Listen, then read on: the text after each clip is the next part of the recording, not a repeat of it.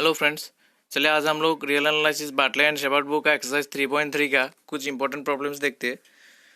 Video शुरू होने से पहले बोल दूँ, अगर वीडियो पसंद आए तो लाइक शेयर और सब्सक्राइब जरूर कर दीजिएगा। और वीडियो देखने के टाइम में आपको लिखने का ज़रूरत नहीं है, क्योंकि लेक्चर नोट्स में डिस्क्रिप्शन में दे दूंगा, आप उधर से डाउनलोड कर सकते हैं। चलिए शुरू करते। एक्सरसाइज 3.3 का पहला क्वेश्चन क्या कहता है? Let x1 equal to 8 and xn plus 1 equal to half of xn plus 2 for n belongs to n, show that xn is bounded and monotone, find the limit. पहले क्या शो करने को कहता है कि ये जो सीक्वेंस दिया हुआ है ये बाउंडेड है और मोनोटोन है। और उसके बाद अगर बाउंडेड है तो बाउंडेड और मोनोटोन है तो by the monotone convergence theorem उसका एक लिमिट भी रहेगा, मतलब वो कन्वर्जेंस होगा तो लिमिट रहेगा, तो लिमिट वो निकलने को कहता है। ठीक है, चलिए इसका सॉल्यूशन देखते हैं। Here x1 equal to 8, x1 8 दिया हुआ है तो x2 क्या होगा? x2 xn प्लस 1, मतलब n के जगह पे 1 बिठाने से 1 plus 1, x2 equal to half of x1 plus 2 होगा, मतलब x1 बाई 2 प्लस 2, तो 8 बाई 2 प्लस 2 मतलब 6। तो x3 इक्वल टू क्या होगा? x2 बाई 2 प्लस 2, मतलब 6 बाई 2 प्लस 2 इक्वल टू 5। तो मैं ये क्लेम किया, मतलब क्लेम मतलब मैं मान के चल रहा हूँ कि मान के नहीं, मतलब मैं ये प्रूव करूंगा कि xn is less than equal to 8 है for all n belongs to n। For मैं इंडक्शन प्रोसेस से ये प्रूव करूंगा। देखिए कैसे करते। इंडक्शन प्रोसेस, मैथमेटिकल इंडक्शन आप लोग क्लास 12 में पढ़े होंगे। उसमें क्या होता है कि पहले हम कोई भी जो स्टेटमेंट है उसको हम n इक्वल टू 1 के लिए प्रूव करते हैं। उसके बाद हम मान लेते हैं कि वो statement n equal to k के लिए ट्रू है। उसके बाद हम n equal to k plus 1 के लिए उसको अगर ट्रू दिखा सकते हैं तो हम मान लेते हैं कि वो स्टेटमेंट सही है। ठीक है, पहले हम देख लेते हैं कि हम जो स्टेटमेंट लिया, मेरा स्टेटमेंट क्या है? X N is less than equal to 8। तो n इक्वल टू 1 के लिए मतलब x1 इज इक्वल टू 8, मतलब वो लेस देन इक्वल टू 8 है। लेस देन और इक्वल टू, तो 8 का इक्वल है, मतलब वो लेस देन इक्वल टू 8 है। तो मेरा स्टेटमेंट n इक्वल टू 1 के लिए ट्रू है। ठीक है, उसके बाद देखते हैं। Suppose our statement is true for n equal to k। ठीक है, मतलब मैं क्या मान लिया कि x k is less than equal to 8। अभी मुझे दिखाना है टू प्रूव एक्स के plus 1 is less than equal to 8। ठीक है, मुझे दिखाना है कि एक्स के plus 1 is less than equal to 8। अभी देखिए एक्स के प्लस 1 इक्वल टू स्टेटमेंट के जो क्वेश्चन में गिवन है उसके हिसाब से क्या है? एक्स के plus 1 equal to half of x के प्लस 2।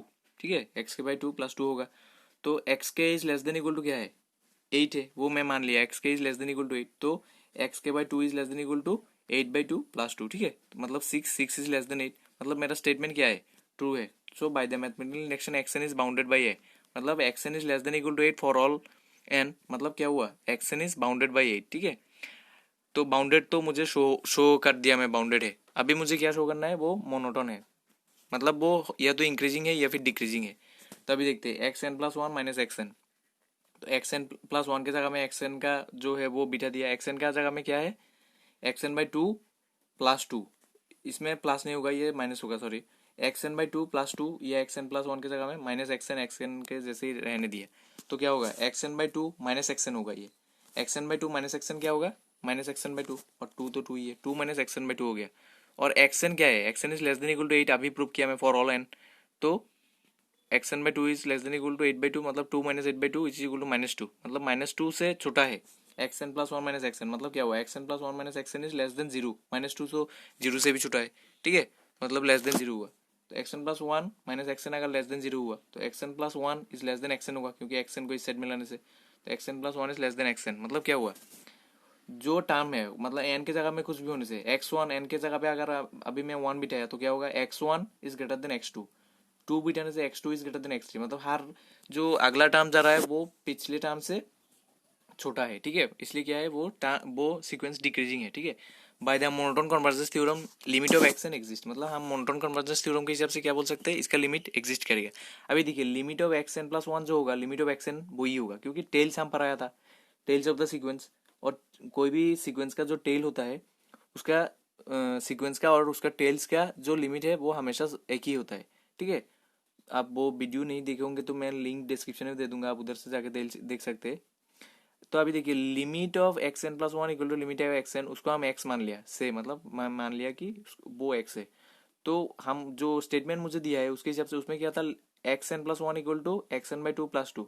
तो हम एक्स एन के जगह एक्स एन प्लस 1 के जगह पे एक्स बिठाएंगे, एक्स एन के जगह पे एक्स बिठाएंगे, X equal to X by 2 plus 2। ये स्टेटमेंट के हिसाब के, मतलब मेरा स्टेटमेंट जो दिया था इसमें, ये जो x N plus 1 equal to half of x n ये जो दिया है x N plus one equal to half of x n, ये जो दिया इसके हिसाब से, ठीक है।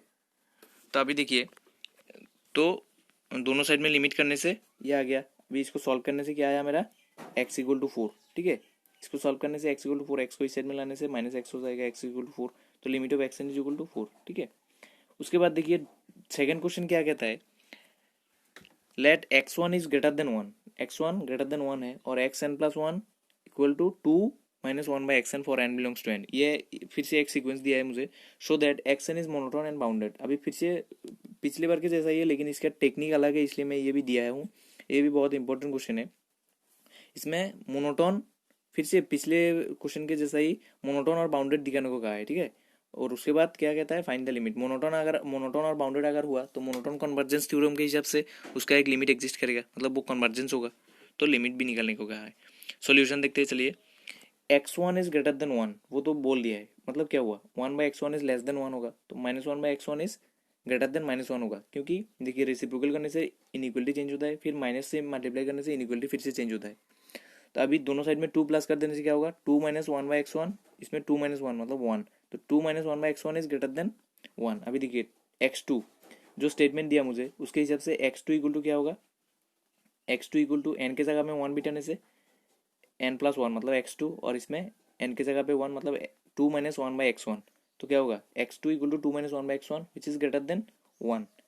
अभी दिखाया मैं, ये क्या इम्प्लाई करता है, ये देखिए x two is greater than one, x two greater than one तो है, फिर एक्स टू 2 से छोटा होगा, क्योंकि 2 माइनस कुछ हो रहा है, 2 माइनस कुछ हो रहा है, ठीक है, तो वो 2 से छोटा होगा, है कि नहीं। अभी मैं दिखाऊंगा कि बाय इंडक्शन कि फॉर ऑल एन, ये तो सिर्फ 2 के लिए दिखाया, मैं अभी दिखाऊंगा कि for all n x N is greater than one and less than 2, ये मैं फॉर ऑल एन के लिए दिखाऊंगा, for all n greater than equal to 2 के लिए, ठीक है।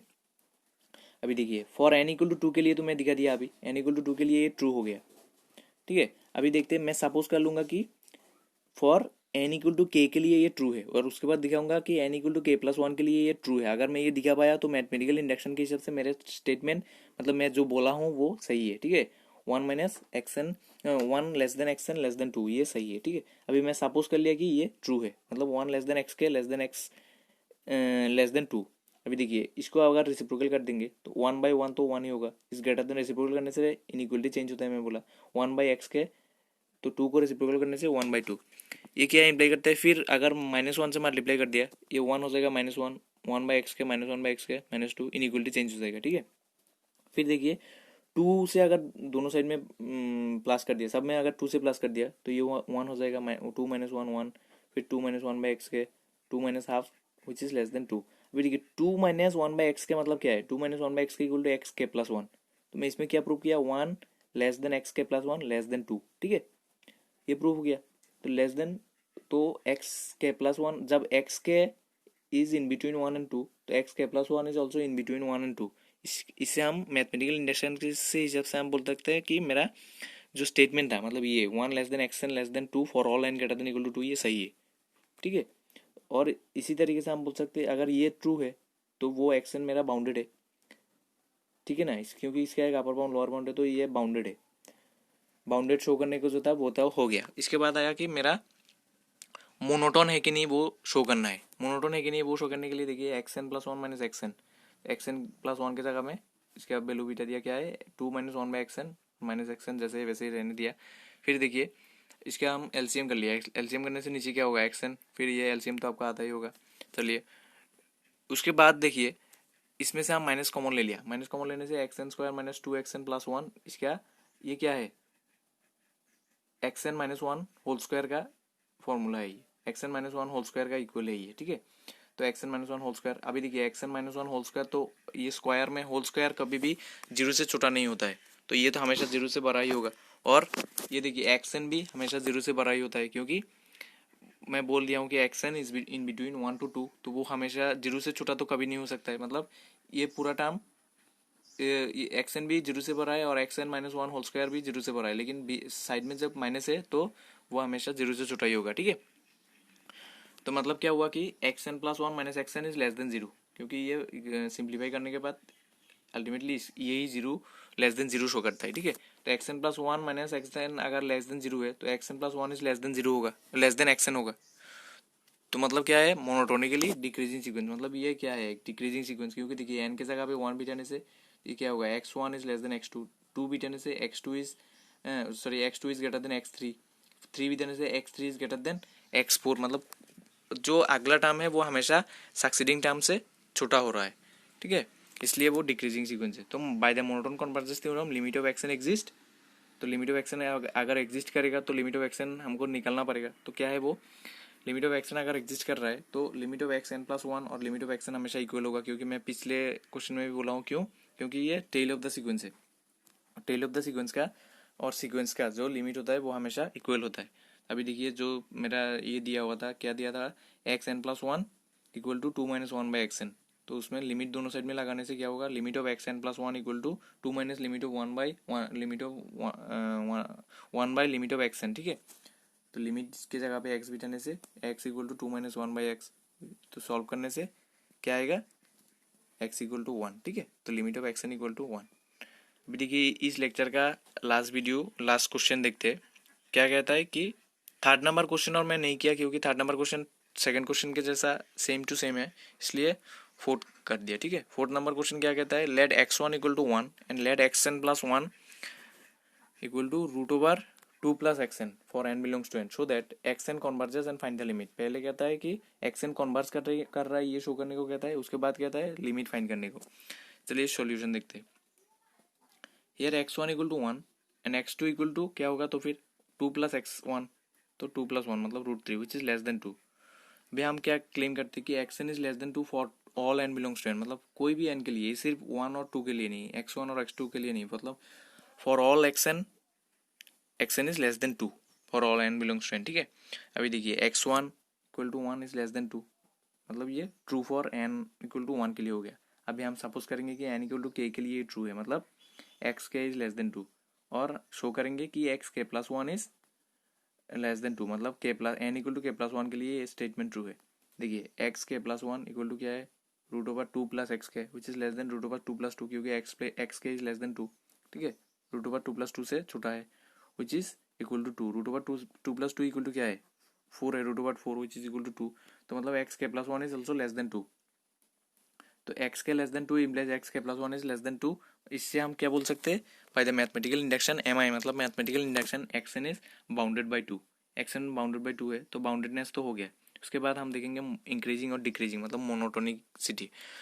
अभी देखिए xn plus 1 whole square minus xn square, तो xn प्लस 1 होल स्क्वायर का क्या था, xn प्लस 1 के जगह पे वो बिठा के उसका होल स्क्वायर कर देंगे, xn प्लस 1 इक्वल टू क्या था, रूट ओवर 2 + xn, ठीक है। क्योंकि इसमें रूट ओवर है इसलिए हम स्क्वायर करके माइनस कर रहे हैं, नहीं तो पिछले वीडियोस में आप देखे होंगे तो उसमें हम किए थे xn प्लस 1 माइनस xn, ठीक है। अभी देखिए फिर क्या हुआ, ये स्क्वायर से रूट ओवर कैंसिल हो जाएगा, 2 + xn minus xn square, minus common लेंगे, ये तो नॉर्मल सी बात है। इसके बाद हम ये फैक्टराइजेशन किया, फैक्टराइजेशन करने के बाद मुझे क्या मिला, minus of xn minus 2 xn plus 1 which is greater than 1 है, क्योंकि देखिए xn इज लेस देन 2 है, तो xn माइनस 2 क्या लेस देन 0 होगा, तो ये अगर, और ये तो हमेशा लेस देन ग्रेटर देन 0 होगा, ये ग्रेटर देन 0 होगा और ये लेस देन 0 होगा, साथ में एक माइनस है, तो माइनस के साथ ये भी, इसमें भी एक माइनस आएगा, इसमें भी एक माइनस आएगा, तो माइनस माइनस प्लस हो जाएगा, मतलब ये पूरा टर्म ग्रेटर देन 0 होगा, ठीक है। तो मुझे क्या मिला ultimately, xn plus 1 minus xn square is greater then 0, तो क्या आया, xn plus 1 square minus xn square is greater then 0, तो ये xn स्क्वायर को इस साइड में लाने से पॉजिटिव हो जाएगा, xn plus 1 square is greater then xn square which implies xn plus 1 is greater then xn, तो मतलब ये मोनोटोनिकली इंक्रीजिंग सीक्वेंस हुआ, ठीक है। तो ये इंक्रीजिंग सीक्वेंस हुआ तो by the monotonical convergence theorem, monotonically convergence theorem, ठीक है, एमसीटी मैं शॉर्ट में लिखा हूँ, monotonically convergence theorem X N converges, तो कन्वर्ज अगर कर रहा है तो उसका लिमिट एग्जिस्ट करेगा, तो आप पिछले क्वेश्चंस की तरह इसका लिमिट भी निकाल सकते हैं। देखिए limit of x N plus 1 equal to limit of x n which is equal to x, ठीक है, मैं मान लिया एक्स, तो x equal to root over 2 + x, क्योंकि x N plus 1 equal to root over 2 + x n दिया था, तो x square equal to 2 + x, तो एक्स साइड में लाके इसका फैक्टराइजेशन करके एक्स का वैल्यू देखिए 2 और -1, अभी इसमें देखिए 2 और -1 दो आया है एक्स का वैल्यू, लेकिन एक्स का वैल्यू -1 कभी नहीं हो सकता है, क्योंकि ये एक इंक्रीजिंग सीक्वेंस है, ठीक है, और एक्स का वैल्यू हमेशा पॉजिटिव होना पड़ेगा, ये मैंने पहले ही दिखाया, एक्स का वैल्यू हमेशा ये एक इंक्रीजिंग सीक्वेंस है, ठीक है। और x1 इक्वल टू क्या है 1 है, तो इंक्रीजिंग सीक्वेंस से मतलब x का कोई भी टर्म 1 से भरा होना पड़ेगा, सिर्फ 0 से भरा नहीं 1 से भरा होना पड़ेगा, तो -1 तो होने का कोई चांसेस ही नहीं है, इसलिए limit of x n equal to 2 होगा। ठीक है, चलिए आज के लिए इतना ही, थैंक यू।